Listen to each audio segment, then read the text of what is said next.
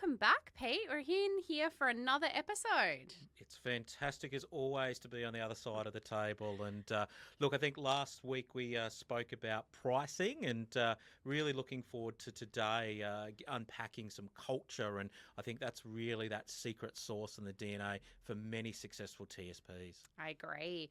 But what's been keeping you busy these last week? Well, this last week I was down at the MSP Index launch down in Melbourne. For those that are TSPs or MSPs and aren't on that index, so pop in your search engine of choice, MSP Index. What CRN has been doing is aggregating then all of the MSPs in Australia, really almost to create a yellow pages for customers specifically for MSPs. So a great opportunity for you to get listed there. There's going to be some insights that they're going to start to provide across the community off the back of that. But I think one other way to get those valuable backlinks as well is ensuring that you're on that index. Yeah, amazing. And anything you've been listening to or consuming over the last couple of weeks that you want to recommend to the audience? Yeah, look, one of my favourite podcasts is Acquired. Obviously, After Two Sides of the Table being my favourite, but the Acquired podcast. Look, they are definitely a commitment, those podcasts, and the latest episode was on Rolex. And I think really good episode for anyone to listen to that was interested in the episode that we did on pricing. Why is it that a Tag Heuer watch is about $5,000? The equivalent Rolex watch is about 20 grand. So thinking about why that perceived value exists. And great episode that was just released on the history of Rolex and a deep dive into their pricing. Yeah, awesome. It's like the Diary of a CEO podcast, right? There's sometimes a bit of a commitment, 2-3 hours sometimes. I'm listening to one at the moment I'm actually only halfway through it, so I can't recommend it yet. But the episode is 2.5 hours long. So I was like, wow, it's quite a commitment. That's a lot of driving and sure a lot of time in the A lot car of listening, walking. that's for sure.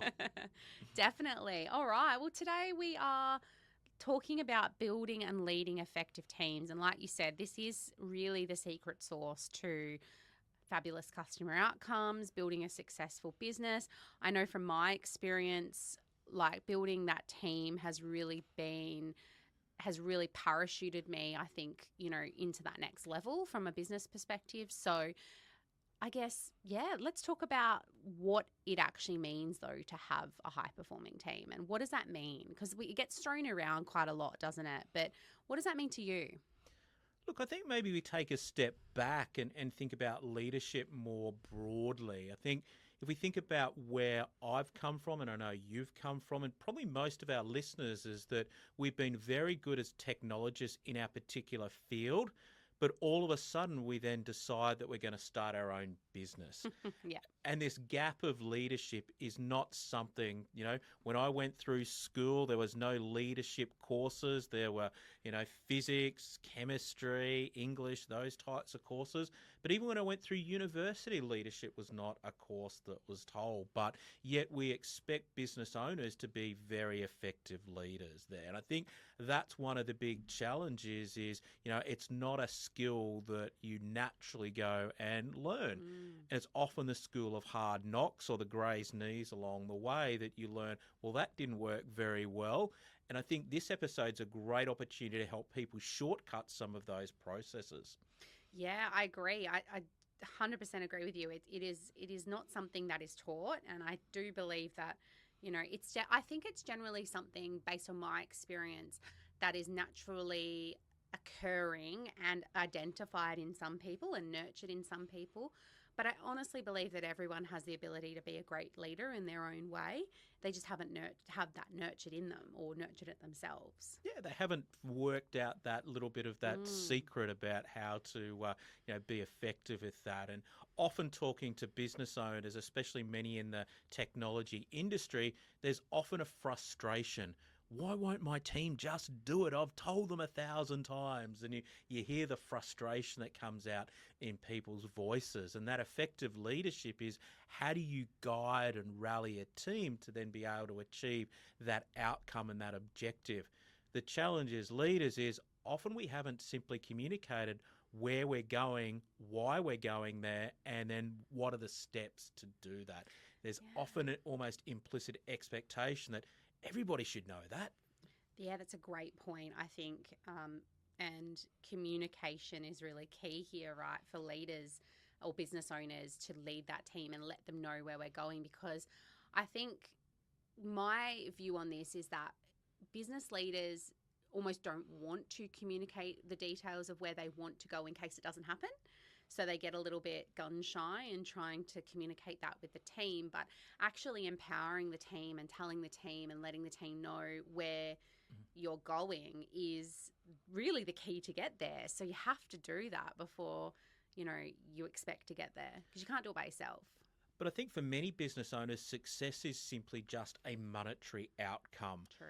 That monetary outcome is the destination, not the journey that you go on. And the reality is, monetary doesn't necessarily motivate and drive all of the team members inside of the organization. You as a business owner putting $1 million in your jeans isn't going to get someone on the service desk or one of your project engineers particularly excited. What is that painted picture that you can provide that enables somebody to rally behind that common goal? And one of the ones that we had in the Warty days very early on is what we called VDBA 100. And that was achieving 100 virtual DBA customers. In other words, 100 reoccurring customers, something that we could easily measure. We could share that on a scoreboard and see how close we're ticking along directly to that. But it's also that everyone in the business could align themselves to that. So, what can I do as a team member in order to allow us to get close to that goal? Look, we knew underneath that goal that what the average value of a customer is and what financially that would achieve for us, but we spoke in a language that everyone could then relate to and see how they're progressing towards that goal. And one of the things I know that I'm definitely guilty of early in my career is that I thought this whole concept of mission, vision, and values was really just a load of bollocks. It's something that people write on their wall and it doesn't really mean anything. And for many organizations, that's exactly what they do is they write it on the wall and don't do anything else. I always think that in a great culture in a business, everyone's aligned to that mission, vision, and values because I always think culture is what people do when no one else is in the room and no one's watching what they're doing. So if you want your team to interact with your customers in a particular way, or you want to then answer the phone in a certain number of seconds, that needs to be part of the core values that everybody then upholds, which leads to then the mission and the vision that you've set for the organization. Yeah, definitely. I think it's really about what is that to you and what does that mean to your team because not everyone is driven by a monetary gain, right? People are driven by different things. And sometimes that might be money, sometimes that might be clout, sometimes that might be flexibility. Understanding your team and hiring effectively to match those values and that vision and that mission that you have is really the key here, or one of the keys to having a winning team. Because I remember you saying to me, this is probably a couple of years ago now, everyone wants to be on a winning team. No one wants to be on a losing team. So how do you make sure that when people are, almost betting their careers on you, that you make sure that they win? 100%. And that creates that positivity Yeah. and that energy and the momentum that you see in great businesses. But one of the things to think about is, people innately want to do a great job. Yeah. But if they don't know what good looks like, it's very hard for them to then know whether they're doing the right thing or not. We often know as we grow a business, we'll bring someone that's come in from a different organization or maybe even a competitor. And, that competitor might have been a really high performing organization, but all of a sudden the person when they come into the business doesn't perform at the expectation that you expect. And you go, well, hang on, you've come from a great team. Why aren't you delivering a great outcome? And that's because every business is unique.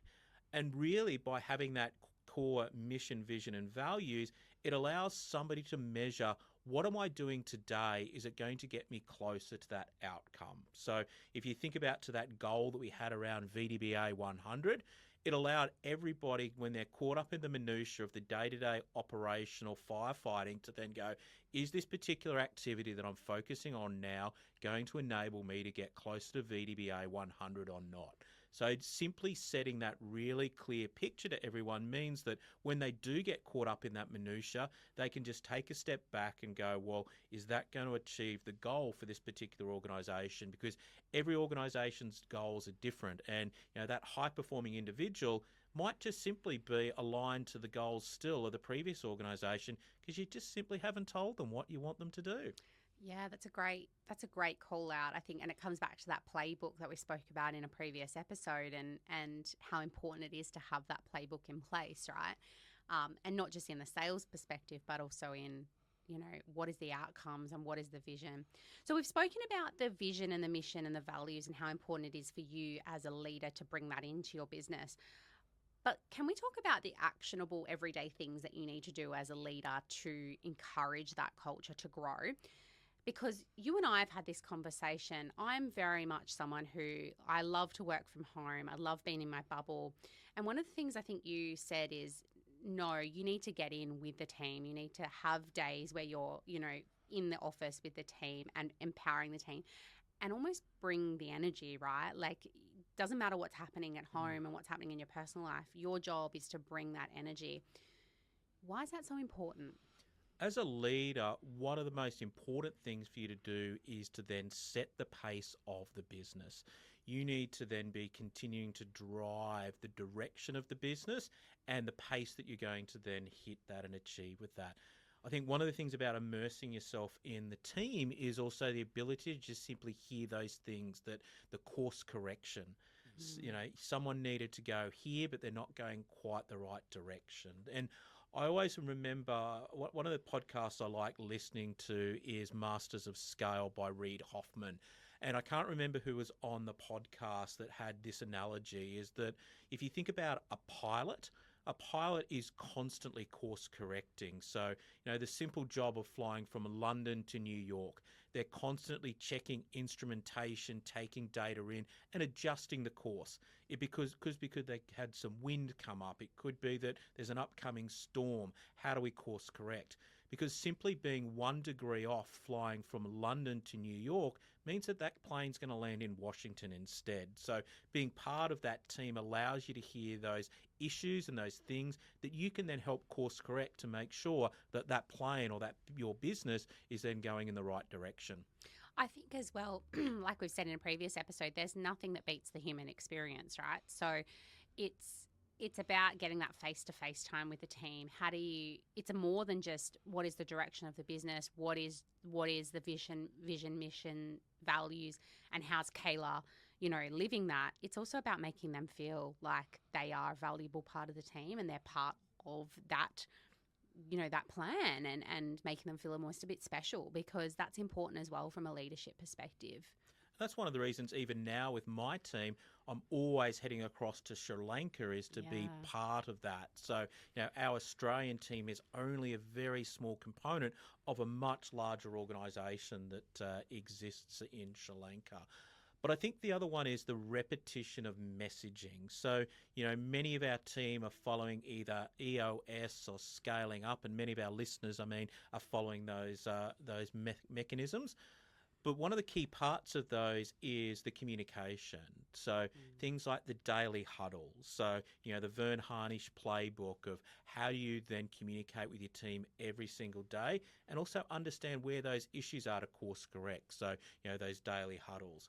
Weekly then communicating those messages about these are the good news stories. These are the things that have gone really well in the business.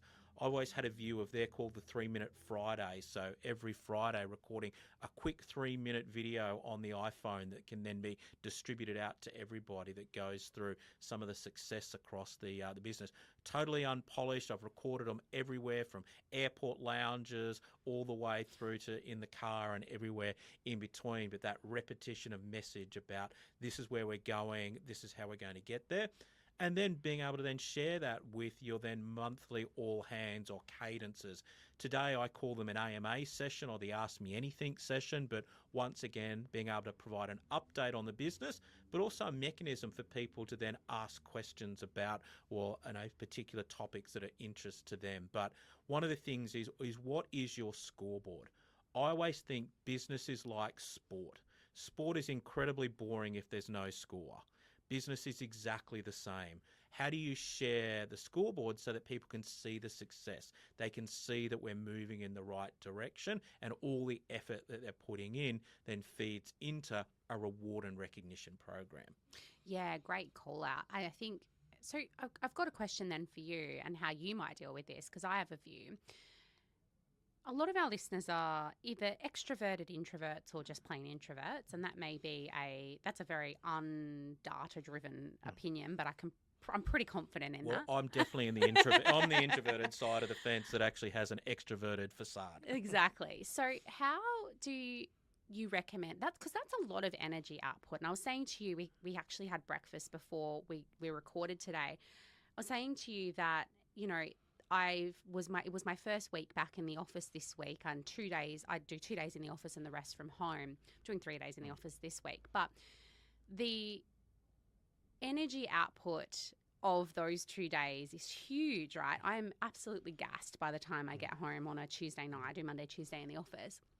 So what's your and we're going to talk about burnout for the team, but what's your recommendation around our introverted listeners and how they do that energy output? And that could be the 3-minute videos. It could be the daily huddles. Like daily huddles, it doesn't have to be long, but it's still, something that has to be done daily.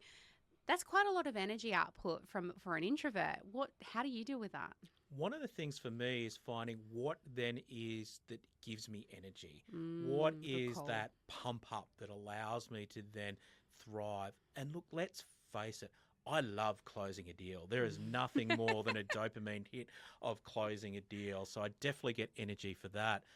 But a little bit of inside baseball. So for me, one of the things that gives me energy is certain songs. So I've found that going into a key meeting or I need to rev up is being in the car there. And I have to admit, one of those is actually Sure Turn Back Time. So I don't know why it is. Maybe it was the film clip that when it came out when I was a kid. But for me, just that will then all of a sudden bang, game time at that particular point in time at the end of that song. So the 3.5 minutes. And different people get energy from different things. It could be just simply going for a walk and all of a sudden the endorphins that then are flowing through the body. It could be just spending some time with the family. But what is it that gives you that energy in order to be present? I think that's a great call out, and I want to talk about the well-being of you as a business owner in a future episode, because I think that's something that's not considered. But filling your cup up is just as important as filling your team's cup up. And I think that's the key takeaway that you're trying to say is you don't always have to be putting energy out. It is important that you do fill your own cup and you give yourself that energy back through whatever means that is. And we've all got a song, Pete. Mine is actually the Macarena. I can sprint for 3 minutes straight when I'm listening to that song in the gym. It is insane. So I think everybody's got a song. 100%. And look, one of my other songs is actually Kokomo. So, I don't know that one. yeah, so the old I think it's Beach Boys actually, Kokomo that thing that. And that's sort of my, success, everything's good. And it talks about, Aruba, Jamaica, all of the sort of, Caribbean islands at that point in time as part of the song. So, but I think, being there and being that energy is if you don't have energy and exhibit energy, none of your team are going Correct, to. And your team always turn to you and they look at the pace that you're setting. How is it that you're answering the phone? How are you responding to customer email? What's the tone that you use? Because you as the leader, everybody follows that piece. And I was lucky enough to spend some time at Harvard Business School a few years ago when one of the courses I did was leading professional services teams. And, it's a course that I'd wish I'd done a lot earlier in my career. And I remember being in the classroom and been a long time since I've been in a lecture theatre there, studying, and I probably had a pretty low bar about what I was going to expect. And the first day, the lecturer that welcomed us to the week-long course was the ex-COO of Morgan Stanley. So Huh. an incredible individual and an incredible leader. And it was humbling to hear him talk about himself as a leader. He was not someone that was an investment banker inside of the organisation. He was an organisational psychologist. He was brought into the Morgan Stanley business to then solve the challenges of, obviously ripping off customers, doing things on desks that you probably shouldn't be doing, and a culture that really wasn't, an ongoing culture of a successful business. It worked for a period of time, but they knew that that toxicity needed to change. And hearing him talk about what he did to lead that business forward, and very much about setting an example. And that example is then what everyone else follows. Wow. Well, that would have been an incredible experience. Yeah, it was an amazing week-long immersive course. And I think, one of the takeaways for me is that when you're leading a business, it's about people Hmm. and being able to effectively motivate those people and energize those people. We've all got access to the same resources, the same individuals to join our business, but why are some more high performing than others? You can look at sports teams. They've all got the same salary cap. If you look across the NRL or the AFL, they've all got the same amount of money that they can spend on players. Why is it you've got one team that will continually be at the bottom of the ladder and then another team that's consistently at the top of the ladder? Mm. And that's the coach. Yeah. In other words, the leader inside of that business and how they're able to get the most out of the people. And a great example of that is Wayne Bennett. No matter what team he goes to, he's able to take that team and lead them from being a poor performing team and turn them into a high performing team. Yeah, exactly. I think this leads us into the next topic, which is really around that delegation, right? I think the thing we just spoke about around, business leaders getting drained and what we need to do to fill our own cup, it sometimes comes back to not delegating effectively, right? And I know that I am absolutely guilty of this. And I've had many sessions with you where this has been the key topic that we've spoken about and what I need to get off my plate. And yet I still find myself doing things that is not the best use of my time, right? So, why is delegating so effective and why do we need to do it? And why do you think, I've got a view, but why do you think that so many business leaders struggle to delegate off tasks like that they've always done? Yeah, effective leadership is really that coaching piece. You're not necessarily on the field doing the day-to-day work. You're not there in ConnectWise or auto task, processing tickets. Your job and your duty is to set the direction of the business and then coach the individuals around you in order to be able to achieve that. There's a famous Jeff Bezos saying is that I pay my executives not to make hundreds of decisions a week. I pay my executives to make 3 big decisions a year. Hmm. And often, as a leader, you're actually down in the day-to-day operational pieces that's not allowing you to then think about, well, what is that new service line that we're going to add? What is the direction of the market and how do I then lean into those opportunities? But let's face it, sometimes it's driven by constraints. Yeah. We're not delegating because we don't have anyone to delegate to, so we do it ourselves. And as a result, because we don't have either access to the financial capital or we don't have access to the other resources that enable you to do that. One of the most effective things I think that is a great takeaway for any of our listeners is what I call the time in motion study. Where is it that you're spending your week? And just simply diarising, what are those activities that you're doing as a leader? You're often surprised about how much time you're taking sending out invoices or how much time you're then having to follow up dissatisfied customers or whatever that scenario might be, and just understanding what that looks like and then saying, well, who else can do this in the business that's either A, better at it, or B, actually gets energized from it, because that's the challenge often with the leader is some of those activities we're really not particularly passionate about. Definitely. I think that also business leaders struggle to let go of some of that stuff. So I think a good example is bookkeeping and the accounting side of things and the invoicing side of things. I think that is something that I see business leaders holding on to very tightly, and they don't want to delegate it off to a bookkeeper or their accountant or whoever it is that they trusted to sort of, lead that.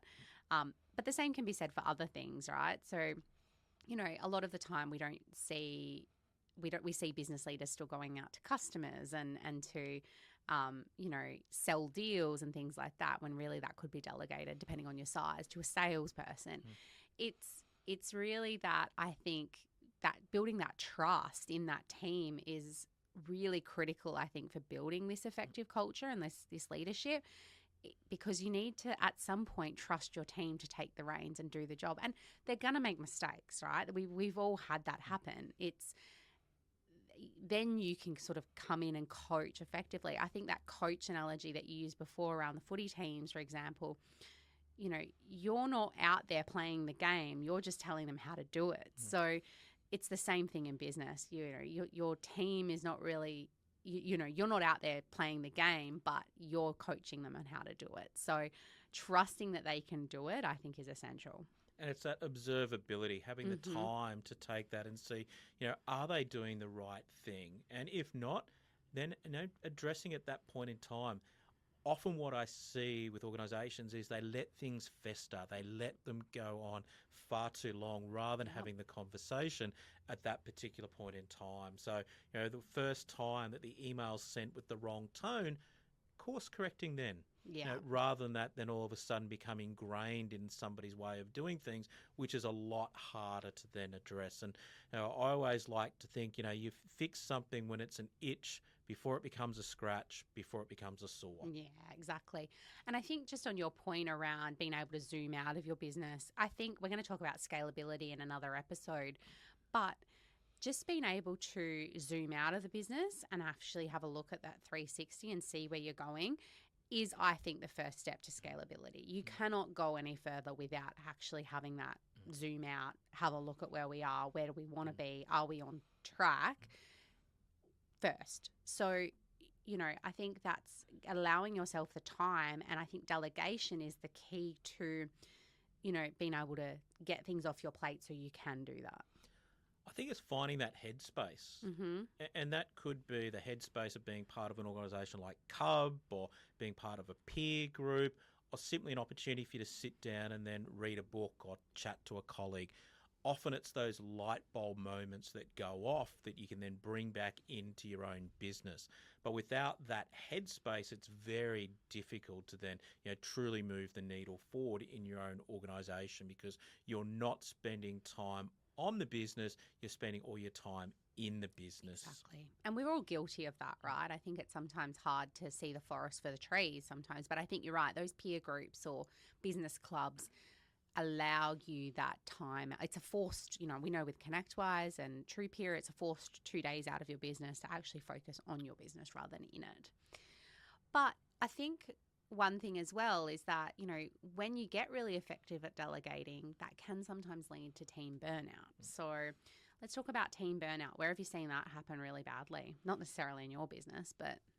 Yeah, look, I think that team burnout is one of those things that sneaks up on you. I agree. And often, unfortunately, that burnout is indicated by someone handing a resignation letter in. That they've just had enough. They just can't see a way out of the current situation. And that circuit breaker, unfortunately, is often a cluster. Yeah. Because all of a sudden, one person leaves the business, everyone else then thinks, gee, if that person's gone, that's all going to fall onto me. Yeah. So you then end up getting these 2 or 3 resignations in very, very short succession. And that's, makes the problem. It just becomes this vortex that the organisation gets into at that point in time. I think one of the things around burnout is that regular feedback loop. And that's that, I know it sounds really simple, is the daily huddle. Simply just understanding what are the blockers that somebody's got? What is it that they're working on today? And what is it they achieved yesterday? And very quickly with that daily huddle, if people aren't moving things forward because all of a sudden you see that they haven't been able to achieve or move that task forward, probably indicates there's a lot of other stuff on their plate, and being able to then unpack and use that as, the early warning signal that something's not quite right, and unpacking that further. Yeah, I agree. I think it's definitely almost a bit of a epidemic that we're seeing at the moment is this burnout. Because I think, put so much pressure on ourselves as individuals to get so many things done. And you're right, it does sneak up on you. You sort of one day just find yourself not being able to do anything because you're like, I've got so many things on my plate. Where do I start? But I think one of the things that I find effective with doing that is making sure I'm really strict on my to-do list and getting everything documented. Um, my team is going to listen to this and go, no, you're not, because I don't put everything into our project management tool. But I do have, again, I'm old school. I have my either my OneNote or my Post-it notes written, like, to get me through a day. I'll sometimes just write a Post-it note of the top 5 things that I need to get done for the day. And that has served me really well. I not saying that I've never been burnt out, because I definitely have, but I think making sure that you're really clear on your priority list and what the list is, and then the priorities within that list, is really how I combat this, and I think is an effective way. And I think as business leaders, we've got so many things on our plate, whether that's, we need to submit the BAS or tell the accountant to change something. We need to deal with a customer issue. We need to get an invoice out or a proposal out. We need to then do some customer work. It can be quite overwhelming. So starting a day, or you've recommended to me a week, starting that week. What does the week look like? Planning out the week on a Sunday night can, I think, really help combat that. And how much you can achieve in a week or a day. So not putting more than you need to on your plate then. I'm very similar to you. I've got my Moleskine, and every morning I've got my pen that I write down what are the 3 things that I need to achieve today. And I know they're the only 3 things that matter. So if nothing else gets done in the day apart from those 3 things, that's then the urgency that I need to focus on. But it's difficult communicating that out to your team and getting them to follow that same process. And that's where it comes back to, what is that direction that the business is going? What is the North Star that you're trying to get to? Because that allows your team members to evaluate, is this urgent or is this important? And having that opportunity to be able to evaluate every single activity is super important, because the way they can evaluate, well, some things I'm going to just let die on the vine. Yeah. I'm happy to let them die on the vine, because it's not going to allow me to get closer to the outcome that I'm trying to achieve. Yeah, I think to your point actually about writing things down, there's actually research that says that writing things down is a way that it becomes ingrained in your brain. Mm. So I do think there's, while we definitely don't want to kill any more trees, I think there's definitely power in writing things down. So, yeah, I think, and then, what are the tasks that you can let go? Yeah, and I think, just stimulating that frontal cortex in the brain is, an often hacking process that people use to be, more effective. And, when people talk about building vision boards and things like that, that's really about then stimulating that cortex. Definitely, definitely. We talked about the role of a leader in an MSP, but let's talk about let's continue this vein of the team and the team burnout. How do we keep the team motivated? How do you keep your team motivated? Reward and recognition. Yeah. Perfect. So everyone knows what our goal is. We're very laser focused on that. Mm-hmm. And everyone knows what success looks like and how we're going to celebrate that Yeah. success when we achieve that. But then it's the small recognition along the way that goes along with that. And, there's a gentleman called Dan Pink, organizational psychologist that's come out of Stanford University. He's got a very famous TED talk about how to motivate people, and he's got the book that goes along with it. The 20 minutes watching the TED talk is probably better than the book, but and gives you the key takeaway points. But paying somebody is table stakes. That's the reason that we all go to work, is to put money in the bank account. But the 3 things that really allows people to actually then drive and be motivated is autonomy, mastery, and purpose. So giving them a purpose, why they're doing what they're doing. So, why do they get out of bed in the morning and go to work? So they've got a very, very clear purpose that they're aligned to. Mastery, allowing them to continue to grow and build their skills and get better along the way. So, as part of then that growth target, helping them get better themselves as individuals by getting to achieve that. And then autonomy, giving them the freedom to be able to then, achieve that outcome in a way that they've got flexibility to then, use their skills and their superpowers to achieve the outcomes. And is that purpose to the individual? Like it's not, Yeah, an organisational purpose that everybody can then rally around and go, well, right. there's more in this than just simply making someone lots of money. So it's an organizational purpose, not to the individual. Okay, perfect. Yeah, awesome. We do very similar things, right? So I'm very much about building that friendly celebratory culture. So we go out on a quarterly basis and celebrate the quarter. Sometimes, it's not always a great quarter, but I think it's worth celebrating along the way. So very similar in the sense, but certainly not big enough yet to be doing, big sort of team huddles and things like that. But we do them on a weekly basis as well and call out, great work and things like that. So I think just if you are a small team, doing that on a weekly basis. But if you're a larger team, then, maybe that's where that reward and, recognition can come in as a little bit more. Yeah, and they're the rituals and cadences that you bake inside of your business from, the daily huddles to the weekly updates to the monthly or AMA sessions. One of the things I'm really excited about is we have what we call 2 epic events a year. Awesome. And so our epic event that's coming up is our end of financial year event.